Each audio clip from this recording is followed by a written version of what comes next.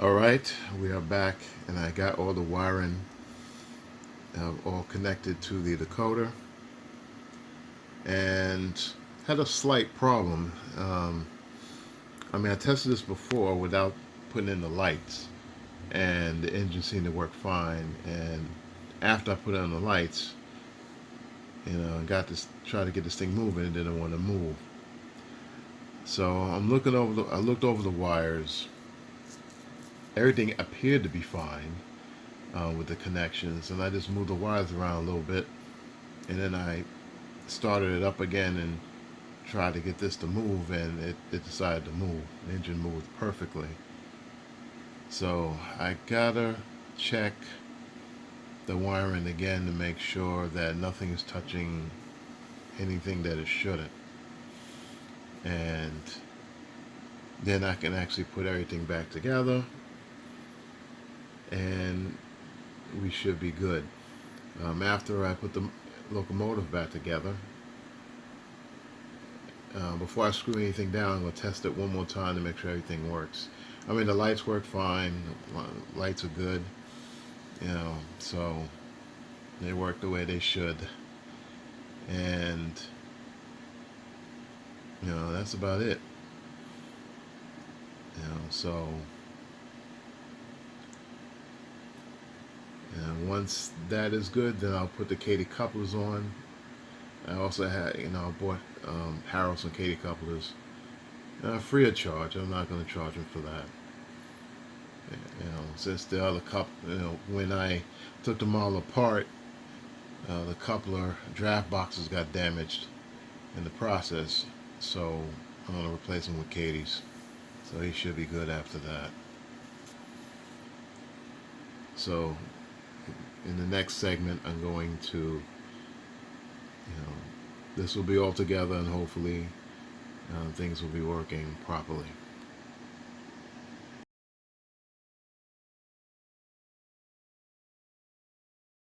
It seems like this engine don't want to go home.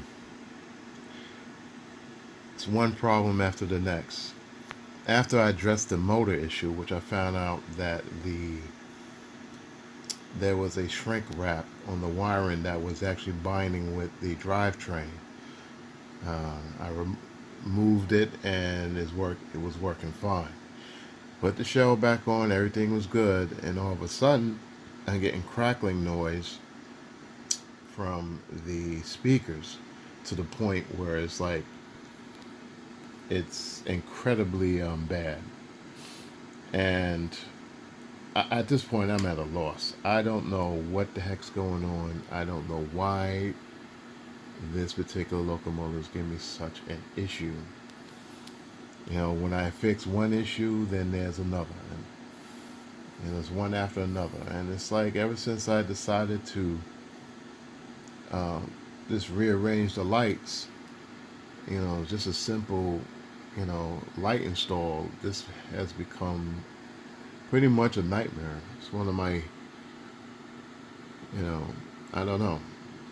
This is just a bad situation. I'm gonna let you hear how it sounds.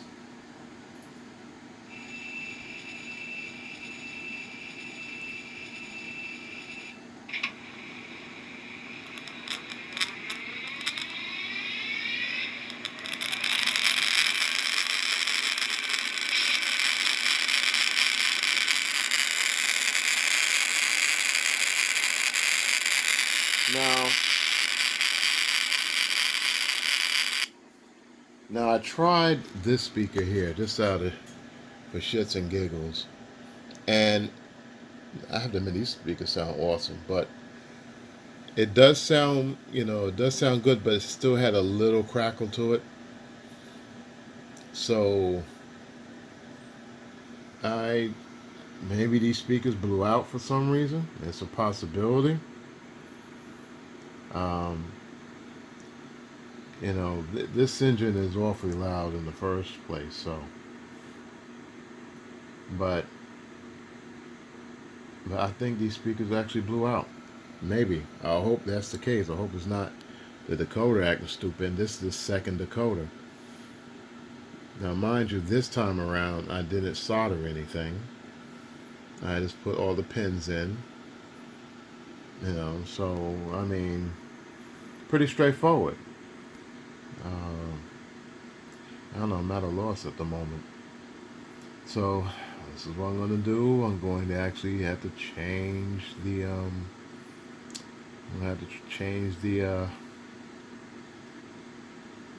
speakers and hope that fixes it. I have an extra speaker, a lock sound speaker that I can use, for the time being, so that should be able to work.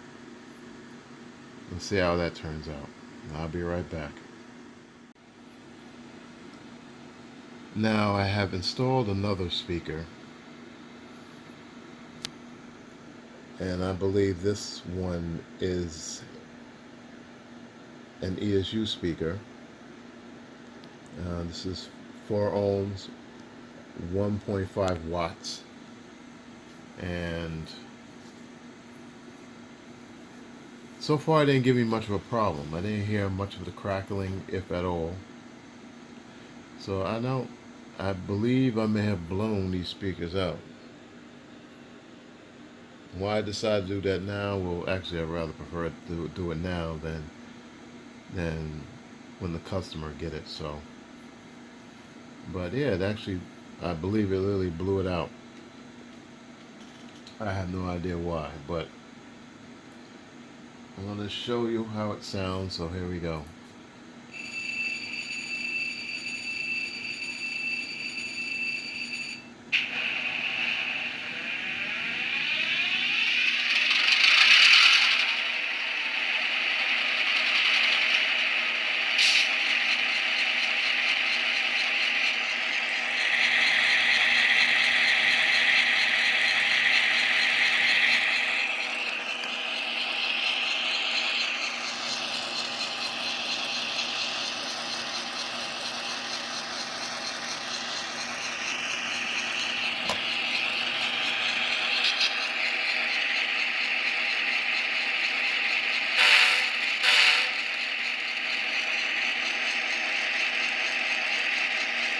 Yeah, it's a little better.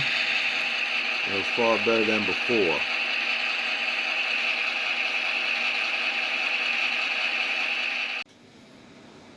I have to admit, this model was a real challenge to actually get working properly. And I fixed the sound by changing out the speaker. I found a ESU 28 millimeter speaker, and I installed it, replaced the Tsunami that was in there, and here it is. And I believe that speaker actually blew out. It literally blew out. And because I tested with 2 other speakers, and it appears that it worked fine, except that I believe the sound was too loud. And I don't remember adjusting the sound on the decoder. I didn't adjust it. It would just, for some reason, it was naturally loud, and it just unfortunately blew out the speaker. So the only thing left to do is a couple of things. One is to adjust the motor control on this thing. I don't particularly care how it's working. I reset the decoder, and it seemed like it may have changed the motor control settings, and I don't know what the default is. If I go to Tsunami's manual, or excuse me, soundtracks manual, and look this up, it will probably give me a value to actually work with, or it will give me a default value that I can go from there. Now, the reason why I say that is because for some reason the engine, sometimes it won't move. and sometimes it will move. So it's kind of weird. So far I've been testing it for the past half hour, and it hasn't really gave me a problem. But um, when I put the shell on, at first it was giving me an issue.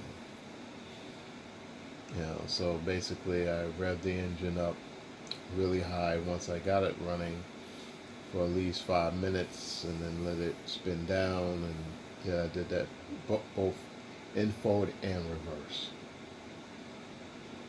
I don't know what it actually was going to do. I mean, at first I thought maybe something was binding in the engine or the motor, more or less. And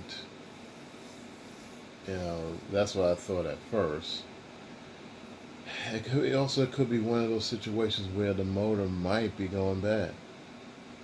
It seemed like this engine is the perfect storm. You know, it started as a Dakota change, and it wound up to be much, much, much more than that. Actually, did I say Dakota change? Oh, I'm sorry. I meant to say an LED light change. That's all it was supposed to be, a simple LED light change. And it wound up to be a Dakota swap, and from another locomotive,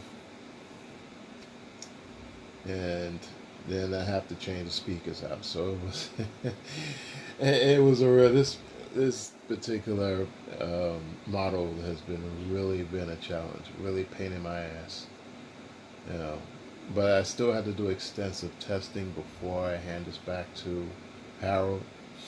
And also I got the Katy Couplers, like I mentioned before. I actually put them up. I actually had them out. I just don't feel like dealing with those Katy Couplers tonight. Those things look they're a little bit more involved to put together than the the couplers that come standard with this model. I got the ones specifically for this particular prototype. It'll give me an idea. Matter of fact, I got too many of them, but I didn't realize they come in pairs. So it was kind of silly. I should have known that. But that's a good thing, because I have some F7s. Santa Fe F7s. I'm going to actually install them in, so I'm going to get more of those. I'm going to order some more, because I believe I have 6 F7s, if I'm not mistaken. I think it's 6. I'm not 100% sure. I think it's 6. It may be 7. Let me think. No, it's actually 6. It is actually 6. So I could actually put them on there, install it on there, and I'll be good to go. So let's see if this is going to give me an issue. We'll start this up now. Again, I fixed the sound.